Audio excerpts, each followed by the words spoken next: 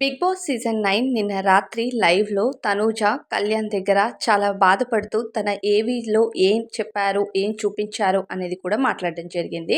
అయితే big boss garden ఏరియాలో తనూజ ఏవీకి సంబంధించిన, అలానే హౌస్‌లో జానీకి సంబంధించిన పూర్తి ఫోటోస్, వీడియోస్ అన్నీ పెట్టడం జరిగింది.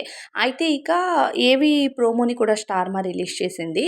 ఏవీ పూర్తయిన తర్వాత నిన్న రాత్రి లైవ్‌లో కంటెస్టెంట్స్ దగ్గరికొచ్చి మాట్లాడుతూ తన ఏవీలో అసలు ఏం పెట్టారు, ఏమేమి హైలైట్స్ మూమెంట్స్ షేర్ చేశారు బిగ్ బాస్ అనేది షేర్ చేసిందనమాట.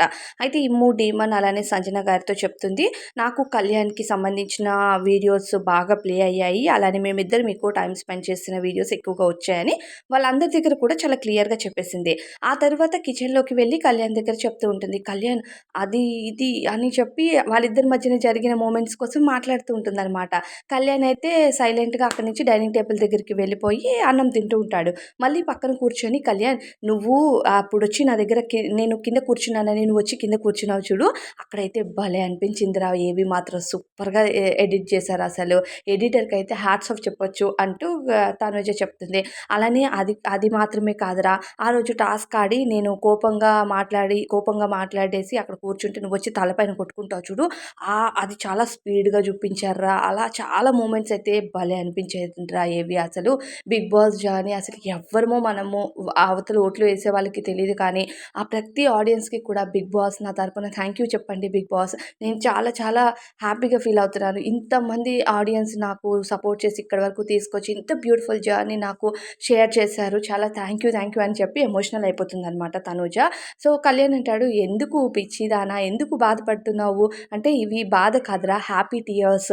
చాలా హ్యాపీగా ఉంది. ఏవి ఎంత బావుందంటే మా సిస్టర్ వచ్చినప్పుడు మా సిస్టర్‌కి ఆ పువ్వులు పెట్టి చేసినది గానీ, ప్రతీది కూడా నాకు చాలా సూపర్‌గా కనిపించింది. చాలా ఎమోషనల్ అయ్యానక్కడ.